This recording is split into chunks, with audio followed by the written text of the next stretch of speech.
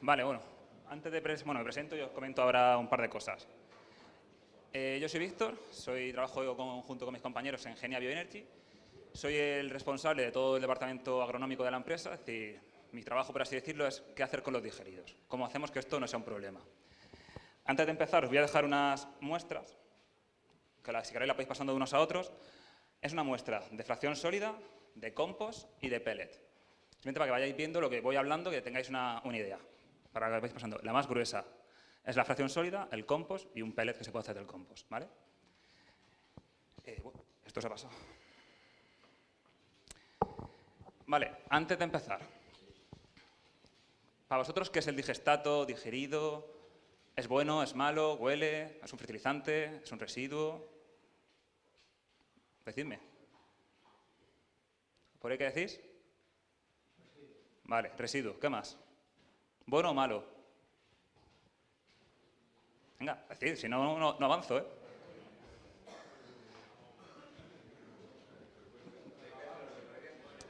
Depende de los nutrientes que tenga. Vale. Es un residuo que depende de los residuos que tenga. ¿Qué más? ¿Creéis que es bueno independientemente de eso para el campo? Vale. ¿Huele o no huele? ¿Huele bien o huele mal? Huele mal, vale. ¿Alguien dice algo más? ¿Huele mejor o peor que un estiércol o mejor o peor que la materia prima? Peor, vale. No, lo digo para saber un poco qué hay ahora mismo de conocimiento del material digerido, porque es algo que hablamos continuamente. El digestato es el problema de las plantas de biogás, el material digerido, es malo para el campo, es bueno. Pero, ¿qué es realmente el digerido? Vale, pues el digerido, hay una definición técnica, por así decirlo. Al fin y al cabo es materia orgánica que ha sufrido un proceso de degradación en ausencia de oxígeno. Pero no solamente eso, porque eso es lo mismo que pasa en cualquier ganadería o cualquier granja. Una pila de estiércol que yo dejo abandonada de un año para otro, en el centro de esa pila se está produciendo eso, una descomposición anaerobia, es decir, sin oxígeno. La diferencia, que cuando yo pongo una planta de biogás, lo que estoy haciendo realmente es controlar el proceso, para que esa descomposición y sus emisiones, como ha hablado mi compañero Rubén, CO2 y metano, las capture y le dé un uso, en este caso un uso energético. Entonces, esta es la definición. Pero en la realidad, una planta de biogás es lo que decimos. No es nada nuevo. Es poner un tanque encima de un montón de estiércol. No tiene más. Por lo tanto, si lo que yo hago simplemente es capturar esas emisiones y controlar el proceso, el material digerido no es nada diferente a lo que entra. Como decíais, un material digerido va a ser lo que entra con una única diferencia, con menos carbono. Como he cogido metano, que es CH4, tengo un producto que es idéntico a lo que entra, pero con menos materia orgánica. ¿Qué es lo importante de este punto? Que los nutrientes son los mismos. El nitrógeno, fósforo, potasio, manganeso, zinc, molibdeno, lo que sea, no me lo llevo. El gas es solamente carbono. Todo lo demás se queda en ese material digerido. Con lo cual, su uso en agricultura va a ser muy semejante al de la materia prima. Si yo estoy metiendo un estiércol, voy a sacar un estiércol con menos nutrientes. Y aquí engancho otra cosa.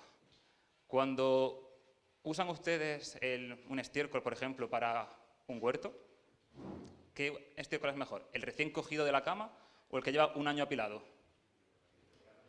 El que lleva un año apilado. Pues lo que ha pasado en ese estiércol es eso. Ese estiércol podría ser un material digerido, se podría decir. Solamente que aquí estamos controlando el proceso. Entonces, un material digerido no se puede definir por su composición química, porque como decís, depende. Si yo meto un estiércol o un purín, saldrá un tipo. Si meto un lodo, saldrá otro tipo. Si meto un residuo vegetal, saldrá un digerido diferente. Lo que sí es común para todos es que van a tener menos carbono, porque se han digerido, van a ser materias orgánicas más estables, es decir, van a tener menos olor. Aunque un digerido pueda oler, siempre va a oler menos que su materia prima de entrada, porque hemos eliminado lo que se llaman sustancias volátiles, se los han comido los microorganismos. Y por último, siempre va a ser un material que va a ser menos fitotóxico, es decir, le va a sentar mejor a la planta. No quiere decir que un estiércol sea malo, para nada, simplemente que es un estiércol maduro. ¿Se ha quedado más o menos clara la definición de lo que es un digerido? ¿Lo veis con otros ojos o seguís viéndolo como antes? Algo mejor, bueno, eso es un punto. Vale, junto con eso, ¿qué imagen le ponéis a un digerido? ¿Cómo lo imagináis? Como una pasta, decimos, ¿no? Como algo así. Vale, pues un digerido, en este caso sobre todo el que vamos a usar para hacer un compost o el que estamos aplicando a campo, es eso. Al final es una pasta que yo someto a un proceso de prensado, ya sea con una centrífuga o en este caso generalmente con un tornillo, y lo que estoy sacando, fijaos lo que es. Es un material que yo puedo apilar a 3 y 4 metros de altura. Con lo cual, estamos ante un producto que es muy, muy semejante, como veis en la imagen, a un estiércol. A un estiércol en torno al 70% de humedad. Es un producto que se puede manejar fácilmente en campo. Aquí tenemos ejemplos en Machacón con Abilio. Hemos hecho hace poco una aplicación y que os comente él. Es un producto que se puede aplicar sin ningún problema a campo. ¿Y qué pH sale? ¿Cómo? En torno a 7 u 8. También depende mucho, por ejemplo, de la dieta. Nos hemos encontrado que en digestato de purín, sobre todo de vacuno, de purín de vaca, al echarle carbonato a la cama, nos salen luego pH muy elevados, en torno a 8, 8 y pico.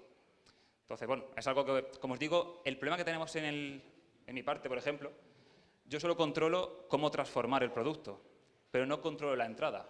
Yo no puedo elegir qué producto saco, puedo elegir cómo valorizarlo, pero si la dieta me trae una serie de elementos, la digestión anaerobia no puede hacer nada contra eso. Por eso muchas veces decía, ¿un digestato bueno o malo? Bueno, es que no es el digestato bueno o malo, es el residuo. Y otra cosa muy importante, que dicen siempre, bueno, es que el digestato lo va a inundar todo, es que no hay campo para echar digestato. No, porque es que lo que se echaba antes a campo, ese estiércol o ese purín o ese producto que antes iba a campo directamente, lo único que hacemos ahora es meterlo en un tanque, sacarle gas y de nuevo al campo. Es decir, no estamos aumentando. Entonces, si había tierra para antes, ahora también la hay. Y el digestato es lo mismo que había antes, pero con menos carbono. Pues digo que hay una serie de ideas del digestato que hay que verlas con cuidado. Dicho esto, ya he respondido un poco a la pregunta. ¿Qué hacemos con este material? Pues echarlo a campo. Aquí una pincelada quiero dar también, porque bueno, yo soy biólogo de formación y he trabajado mucho con suelos. Y es algo muy importante. ¿Por qué es importante echar estas materias al campo? Porque aparte de nutrientes, tienen mucha carga orgánica. Y la materia orgánica en el campo, sobre todo en los suelos, es algo clave. Podemos llenarlos de nutrientes, podemos echarle un montón de NPK, pero un suelo sin una buena estructura orgánica se producen bloques de nutrientes, se producen problemas de erosión, de lixiviación, se producen también problemas de que no hay infiltración de agua, que los secanos cada vez son más secos. Yo, por ejemplo, bueno, yo soy de Jaén, soy andaluz, por si no se nota en el acento. Esto es una finca cercana a mis olivares y seguro que habéis visto cosas semejantes aquí. Son auténticos destrozos. Y son destrozos porque llevamos sin echar materia orgánica, allí en mi zona, por ejemplo, muchos, muchos años al suelo y labrando. ¿Qué ha pasado al final? Tenemos unos suelos con unos pHs muy altos, con el fósforo inmovilizado, por ejemplo, que yo le echo un NPK todos los años y no funciona bien porque se me lixivia por las pendientes y por el agua. Entonces, la importancia de este material digerido no hay que verla solamente como que son nutrientes, sino que es un aporte de materia orgánica al campo espectacular. Y la materia orgánica en el suelo hace una esponja, permite que el agua se filtre mejor, que se retenga durante más tiempo y algo muy importante, la materia orgánica en el suelo secuestra los nutrientes, los deja como una especie como de reserva para que la planta los coja cuando necesita. Si no estuviese esa materia orgánica, el nutriente se lava a capas inferiores y al final acaba pasándolo de siempre. Lixiviación a métodos de aguas superficiales, a acuíferos, etc. Entonces, simplemente era una puntualización para que viésemos también la importancia que puede llegar a tener aportar toda esta materia orgánica al suelo, como siempre, de forma ordenada, regulada y con su normativa. No vamos a inundar el campo. Cualquier cosa buena en exceso es mala. Vale, dicho esto, antes de pasar, ¿cómo podemos hacer para que el material digerido o el digestato se eche a campo de forma más eficiente? O que vaya incluso mejor. Bien. Vale, ¿qué es compostar? Transformar. Más cosas. Compactar. Vale, esa no la había escuchado nunca, vale. Vale. ¿Pero qué diferencia hay, por ejemplo, con la digestión anaerobia? ¿Qué tiene el compostaje de especial? Efectivamente, oxígeno. ¿Qué más cosas? ¿Qué pasa cuando hay una pila de estiércol durante un mes y le pegas una parada por la mañana? ¿Y eso qué implica? Algo más característico. Si yo meto la mano en la pila, ¿qué pasa? ¿Cómo? Efectivamente, temperatura. Ahí está. No fermentación. Fermentación es lo que pasa en la digestión anaerobia. Cuando no hay oxígeno, fermentamos. Pero el compostaje es lo contrario. Estamos oxidando. Os voy a decir la definición y ahora explico una cosa. La definición repipi. Proceso aerobio llevado por microorganismos, proceso controlado en el cual se libera temperatura, es exotérmico. Vale, ¿pero qué es? ¿Qué está pasando ahí? Pues lo que estamos haciendo ahora mismo todos en esta sala. ¿Qué estamos haciendo todos ahora mismo? ¿Y qué es respirar? Ya, ¿pero qué es respirar? Yo cojo oxígeno, ¿para qué lo cojo? Energía. El café y la galleta que habéis comido antes, ahí metido en el cuerpo. ¿Qué pasa? Yo respiro porque necesito ese oxígeno para romper esas moléculas. Estoy oxidando materia orgánica, el café y la galleta, para producir energía para mi cuerpo y libero calor. Nosotros, por así decirlo, estamos compostando, estamos respirando materia orgánica. ¿Qué pasa? Que a nosotros el calor se queda en 36 grados y se disipa. Cuando montas una pila de 4 o 5 metros por 2 de alto, es tanta la densidad de material y tanto el calor generado que al final está llegando a 70-80 grados. Entonces, el compostaje no es más que otro proceso de descomposición de materia orgánica, al igual que la digestión, pero en este caso con oxígeno. ¿Qué pasa aquí? Algo muy interesante, y es que el proceso de compostaje es tan eficiente que quema mucha materia orgánica, la consume. ¿Qué implica eso? Pues que pasamos de una masa X, de una cantidad, a un tercio. Yo para hacer 1 tonelada de compost necesito 3 toneladas de fracción sólida. Pero ¿qué pasa? Lo mismo que antes, los nutrientes se mantienen estables. Pierdo carbono. El nitrógeno que hubiese al principio está al final. Hay una pequeña pérdida en forma de amoníaco y en forma de gases, pero estoy concentrando nutrientes en mucha menos masa y volumen. No solo eso, como estamos trabajando a 70 grados, toda el agua contenida en el producto se nos va evaporando y bajo de una humedad del 70% al 35-40%. Entonces, ahora bien, ¿qué es más cómodo echar a campo? ¿3 trailers o un trailer? Es mucho mejor echar un tráiler, sobre todo porque la densidad de nutrientes es igual. Voy a echar la misma unidad de nitrógeno, echando 3 húmedos que 1 seco. Con lo cual, el compostaje es un proceso para que la materia orgánica, que ya es buena para el campo, se aplique de una forma más cómoda y que incluso sea mucho más sencillo su aplicación. Ya no solamente desde el punto de vista práctico, sino burocrático. La fracción sólida de un digerido es un residuo. Yo, para aplicar un residuo a campo, pues tengo que tener un gestor de residuos, hay que hacer analítica de suelo, hay que hacer una serie de comunicaciones a la administración, hay un control muy exhaustivo. Cuando yo composto, me permite convertir ese residuo en un fertilizante registrado. Y cuando un fertilizante registrado tiene su etiqueta, es un producto que yo puedo vender a quien sea sin ningún problema. Es como si comprase un saco de triple 15. Eso agiliza mucho y da mucha tranquilidad tanto al agricultor como al consumidor, de que lo que se está aplicando ha sufrido un proceso normativo, se ha higienizado y no tiene ningún peligro, más allá de, como hablamos siempre, de abusar del producto.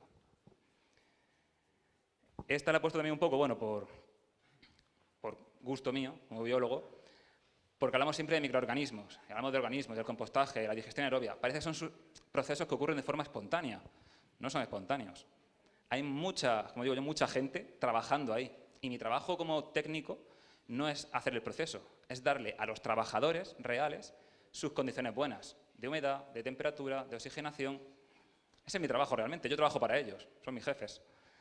Pues hay que, por ejemplo, esto que veis aquí, esta típica costra blanca y amarilla que veis muchas veces en la madera o que veis en un estiércol, son hongos y actinomicetos. Son lo que veis ahí abajo, esto.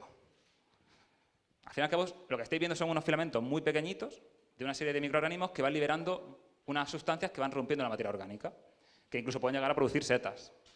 Es muy común ver en los compost que salen setas. Incluso el champiñón se cultiva en estiércol. El champiñón está descomponiendo, está compostando ese estiércol que le sirve de base. Y luego, bueno, pues también veréis larvas de mosca, de escarabajo, de todo.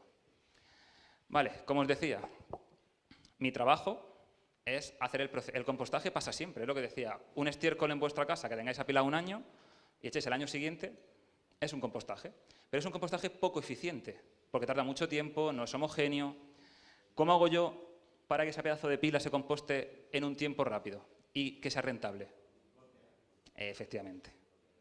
Sí, voltear. Mi trabajo es mover el material, es darle oxígeno. Ahora bien, eso con una pala, ¿cuánto tardamos? ¿Cuántas horas de pala es? Para adelante, coge la palada, para atrás, lleva al otro sitio, suelta y vuelve. Son unas cuantas. Y no solamente las horas. ¿Cuánto diésel gastamos en hacer eso? Nos saldría el compost a precio de oro, sería imposible. A ver si esto... Vale. Por esa razón existen este tipo de máquinas. Esto, por ejemplo, es una volteadora que se llama vertical, para volteado de meseta. A ver, un segundo que... ¿Se puede silenciar o no esto?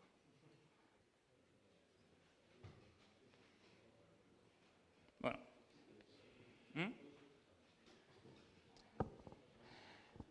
Esto, al fin y al cabo, es, imaginaos, un rotor vertical con una serie de cuchillas. Es como un rotavator. Lo que hace es coger una meseta de material de casi 3 metros y la va raspando y moviendo de un lado a otro. Entonces, ¿qué pasa? Imaginaos que yo monto allí mi primera meseta y empiezo a darle vueltas. Cuando esa meseta ha llegado a este lado de la planta de compostaje, ya está terminada. A lo mejor le he dado 8, 9 volteos y se ha pegado 2 meses. Ese producto que empezó siendo una fracción sólida o un estiércol, aquí ya es un compost. Ya se lo han comido, lo han degradado y lo ha estabilizado.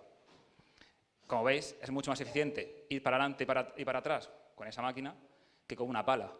Y no solo eso, la pala tiene el problema es que yo cojo cucharadas y al soltarlas hay zonas que no se oxigenan, que tal la he cogido cae. Esto rompe, fragmenta y tritura, con lo cual luego el producto final es mucho más fino y tiene mayor valor comercial. También tenemos, a ver, esto otro. Se puede hacer en meseta o hay otra forma de compostar que es en pilas.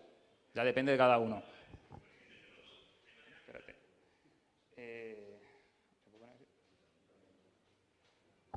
Vale, vais a ver ahora, ese cacharro son 5 metros de ancho por 2,5 de altura. Y lo importante que veáis es, mira, a ver si se ve ahora, es cómo el material, lo importante no es mezclarlo, lo importante es lanzarlo. Porque cuando yo lo lanzo en altura, se va el vapor de agua, se va el calor y baja el producto oxigenado y fresco. Es decir, ¿veis cómo sale vapor de agua? Eso no es humo, es vapor de agua. Porque mucha gente lo ve y se asusta y dice, ¡oh! No, pero fijaos la cantidad de agua que libera. Y mirad el material cómo se va mezclando y se va homogenizando.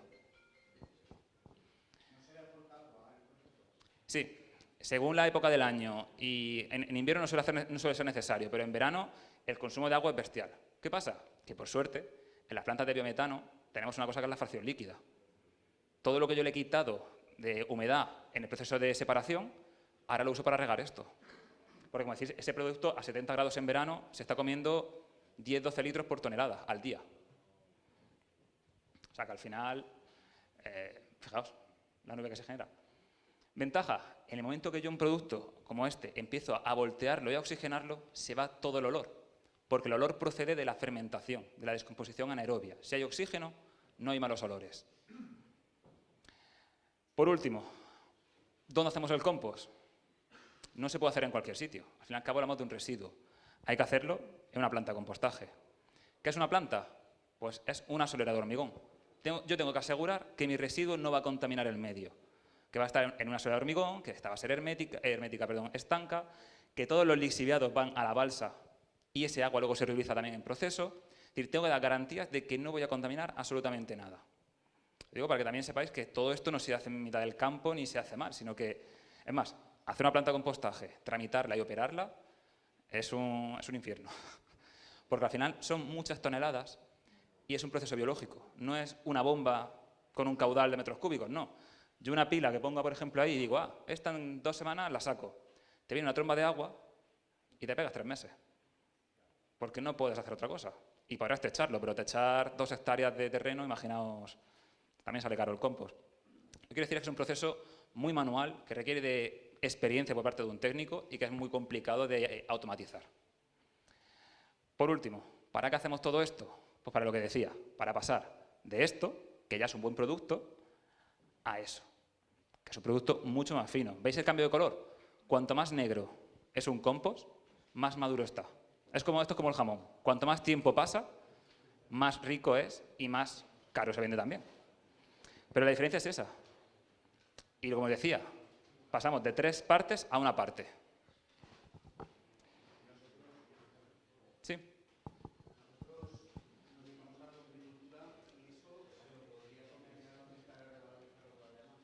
La fracción sólida. Sí, el compost ya no, porque va a tener muy poquita comida y la lombriz no lo va a querer. Ya va a estar agotado. Tendríamos que dar la fracción sólida. He hecho alguna prueba con lombricultura y les cuesta un poco, porque como ya lo hemos digerido previamente la fracción sólida, hay que aditivarlo con algo más, si no le falta comida. Porque es que, al final, aunque parezca que no, el proceso de digestión anaerobia es también muy eficiente. Incluso este producto, un estiércol tú lo apilas y llega a 70 grados enseguida.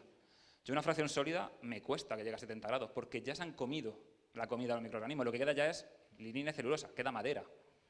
Eso cuesta más. Efectivamente. Nosotros a veces el compostaje se mezcla un poco de estiércol, se mezcla la fracción líquida, un residuo vegetal con nitrógeno, o en el caso de la agricultura sería echarle a un resto orgánico de industria, pues un residuo vegetal o un estiércol. Hay que darle un poquito de comida, si no les cuesta. Vale. Químicamente, ¿qué es un compost? Pues un estiércol prácticamente seco. Como decía, los nutrientes son los mismos. Si metemos una gallinaza, pues nos saldrá mucho, y un purín, pues va a salir mucho más nitrógeno. Pero al final es eso. Lo importante de un compost es lo que os decía, que la humedad esté en un 30-40%, no más, porque si no estamos transportando agua y el agua no interesa transportarla. Que tenga materia orgánica y sobre todo que tenga extracto húmico. Lo que hablaba antes, un estiércol o una materia orgánica, cuanto más extracto húmico tenga, más tiempo va a estar en el suelo. El humus, que todos hemos oído hablar de él, al fin y al cabo es una forma de carbono resistente a la oxidación. Es decir, es una forma de materia orgánica que no se va a descomponer rápido. Me interesa mucho más echar compost al suelo que echar una materia orgánica fresca. Entonces, cuando veáis una analítica, fijaos siempre en el extracto húmico que esté en torno al 10-15, que la humedad esté en esa cantidad, y esto, que microbiológicamente esté higienizado, que no haya E. coli ni haya salmonela. Eso indica que el proceso de compostaje ha ido bien.